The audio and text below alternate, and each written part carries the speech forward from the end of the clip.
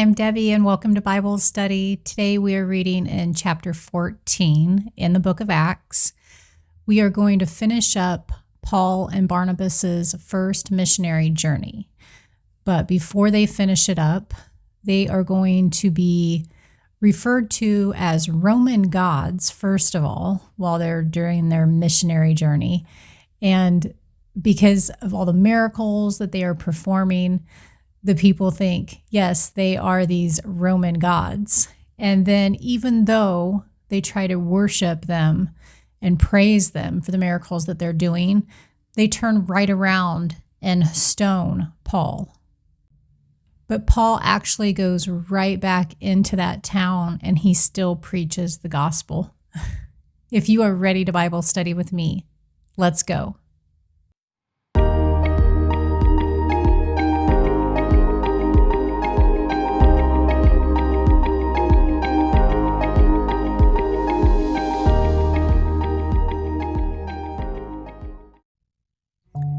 Dear Heavenly Father, we come to you with thanksgiving, and we ask that you give us knowledge, understanding, and wisdom as we study your word together today. Do your work in us in your perfect timing, and help us to be sensitive to your leading in our lives. Give us a fresh insight, and let us leave today's study with a new perspective. In Jesus' name we pray. Amen. Chapter 14. In Iconium. At Iconium, Paul and Barnabas went as usual into the Jewish synagogue. There they spoke so effectively that a great number of Jews and Greeks believed. But the Jews who refused to believe stirred up the other Gentiles and poisoned their minds against the brothers. So Paul and Barnabas spent considerable time there, speaking boldly for the Lord, who confirmed the message of his grace by enabling them to perform signs and wonders. The people of the city were divided. Some sided with the Jews, others with the apostles. We may wish we could perform a miraculous act that would convince everyone once and for all that Jesus is Lord. But we see here that even if we could perform a miracle, it wouldn't convince everyone. God gave these men power to do great wonders as confirmation of their message, but people were still divided. Don't spend your time and energy wishing for miracles. Sow the seeds of the good news in any way that you can, and trust the Holy Spirit to do the convicting and the convincing. Verse 5. There was a plot afoot among both Gentiles and Jews, together with their leaders, to mistreat them and stone them. But they found out about it and fled to the Iconian cities of Lystra and Derbe, and to the surrounding country, where they continued to preach the gospel. So Iconium, Lystra, and Derbe were three cities that Paul visited in the southern part of the region of Galatia. Let's pull up a map here. Here is Iconium. So they left Iconium, and first they come down here to Lystra, and then they're going to come here to Derbe afterwards. Paul probably wrote his letter to these churches, the letter to the Galatians, because many Jewish Christians were claiming that non-Jewish Christians couldn't be saved unless they followed Jewish laws and customs. Paul's letter refuted this and brought the believers back to a right understanding of faith in Jesus. We'll read about that when we get to Galatians in chapter 3. He may have written this letter soon after leaving this region. In Lystra and Derbe. Verse 8. In Lystra, there sat a man who was lame. He had been that way from birth and had never walked. He listened to Paul as he was speaking. Paul looked directly at him, saw that he had faith to be healed, and called out, "Stand up on your feet." At that, the man jumped up and began to walk. When the crowd saw what Paul had done, they shouted in the Iconian language, "The gods have come down to us in human form." Barnabas they called Zeus, and Paul they called Hermes. Now these are Greek gods, Zeus and Hermes. Hermes, they said, was the son of Zeus. Because they called Paul Hermes, because he was the chief speaker. The priest of Zeus, whose temple was just outside the city, brought bowls and wreaths to the city gates, because he and the crowd wanted to offer sacrifices to them, to Barnabas and Paul. So Zeus and Hermes, also known as Jupiter and Mercury, were two popular gods in the Roman world. People from Lystra claimed that these gods had once visited their city. According to legend, no one had offered them hospitality except an old couple. So Zeus and Hermes had killed the rest of the people and rewarded the old couple. When the citizens of Lystra saw the miracles that Paul and Barnabas were doing, they assumed that the gods were visiting them again. Remembering the story of the previous citizens, they immediately honored Paul and Barnabas, and they showered them with gifts. Verse 14, but when the apostles, Barnabas and Paul, heard of this, they tore their clothes and rushed out into the crowd shouting, "Friends, why are you doing this? We too are only human like you. We are bringing you good news, telling you to turn from these worthless things to the living God, who made the heavens and the earth and the sea and everything in them. In the past, he let all nations go their own way, yet he has not left himself without testimony. He has shown kindness by giving you rain from heaven and crops in their seasons. He provides you with plenty of food and fills your hearts with joy." Even with these words, they had difficulty keeping the crowd from sacrificing to them. Paul and Barnabas were horrified and distressed, and they quickly tried to correct these people's misunderstanding. They reminded them that God never leaves himself without testimony. Rain and good crops, for example, are evidence of his goodness. Later, Paul wrote that this evidence in nature leaves people without an excuse for unbelief. You can read about that in Romans. When in doubt about God, look around and you will see abundant evidence that he is at work in the world. Verse 19, then some Jews came from Antioch and Iconium and won the crowd over. Remember, they had fled from Antioch and Iconium because they wanted to kill them.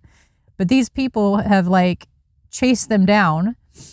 They stoned Paul and dragged him outside the city, thinking he was dead. Now, why just Paul and not Barnabas? I do not know, and it doesn't say. But after the disciples had gathered around him, he got up and went back into the city. The next day, he and Barnabas left for Derbe. Paul and Barnabas were persistent in their preaching of the gospel, considering the cost to themselves to be nothing in comparison with obedience to Christ. They had just narrowly escaped being stoned in Iconium, back in verses 1 through 7. But Jews from Antioch and Iconium tracked Paul down, stoned him, and left him for dead. But Paul got up and went back into the city to preach the gospel. These hardships only strengthened Paul's resolve and commitment. Being a disciple of Jesus calls for total commitment. As Christians, we no longer belong to ourselves, but to our Lord, for whom we are called to suffer. Only days after the people in Lystra had thought that Paul and Barnabas were gods and wanted to offer sacrifices to them, they stoned Paul and left him for dead. That's human nature. Jesus understood how fickle crowds were. You can read about that in John chapter 2. When many people approve of us, we feel good, but that should never cloud our thinking or affect our decisions. We should not live to please the crowd, especially in our spiritual lives. Be like Jesus. Know the nature of crowds and don't put your trust in them. Put your trust in God alone. They returned to Antioch in Syria. They preached the gospel in that city, Derbe, and won a large number of disciples. Then they returned to Lystra. Iconium, and Antioch, strengthening the disciples and encouraging them to remain true to the faith. We must go through many hardships to enter the kingdom of God, they said. Paul and Barnabas returned to visit the believers in all the cities where they had recently been threatened and physically attacked. These men knew the dangers they faced. So after Derbe, they went back to Iconium. You can see here on his little arrows, and they go back to Antioch. They believed they had a responsibility to encourage the new believers. No matter how inconvenient or uncomfortable the task may seem, we must always support new believers who need our help and encouragement. It wasn't convenient or comfortable for Jesus to die on the cross for us. Paul and Barnabas also visibly demonstrated that life in Christ does not mean freedom from pain, suffering, or persecution. Our freedom comes internally. Freedom from sin, from addictions, from the slavery of our own dangerous beliefs. Sometimes God blesses us with physical relief and a reprieve from travails, but Paul and Barnabas remind us to persevere in all times of hardship. Verse 23. Paul and Barnabas appointed elders for them in each church, and with prayer and fasting committed them to the Lord, in whom they had put their trust. And this reminds me back in the beginning of chapter 13 when they were at Antioch, and there was all the gentlemen praying over Paul and Barnabas. And there it said they were also praying and fasting, and that's when the Holy Spirit spoke to them and assigned Paul and Barnabas to this first missionary journey. So I like to read that prayer and fasting is involved in a lot of these decisions when the Holy Spirit speaks to them. And part of the reason that Paul and Barnabas risked their lives to return to these cities was to organize churches and leadership. They weren't just following up on a loosely knit group. They were helping the believers get organized with spiritual leaders who could help them grow. Churches grow under Spirit-led leaders, both laypersons and pastors. Pray for your church leaders and support them. And if God puts his finger on you, humbly accept the responsibility of a leadership role in your church. Verse 24, after going through Pisidia, they came into Pamphylia, and when they had preached the word in Perga, they went down to Attalia. From Attalia, they sailed back to Antioch, where they had been committed to the grace of God for the work they had now completed. On arriving there, they gathered the church together and reported all that God had done through them and how he had opened a door of faith to the Gentiles. And they stayed there a long time with the disciples.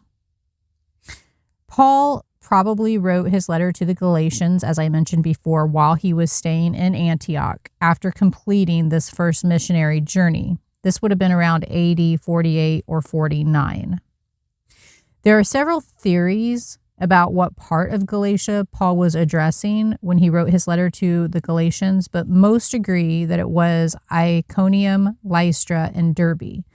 They were part of the region for whom the letter was intended. Let's go back to our map. So he kind of just, from where they started, they sailed here to Cyprus. They came up to Perga. They went up to Antioch. Here we go. They come over to Iconium. Left there, went to Lystra, went to Derbe. Then they backtracked, Iconium, Antioch. They come back to Attalia, hop on their boat, and here they sail back to Antioch. So this was the area of the first missionary journey. And he also probably wrote Galatians before the Jerusalem Council which we'll read about in the next chapter in 15. Because in the letter, the question of whether Gentile believers should be required to follow Jewish law wasn't yet resolved. The council met to solve that problem.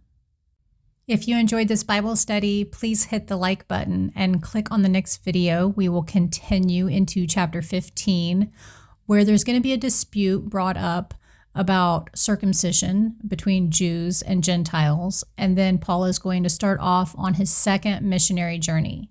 So I will see you in the next video.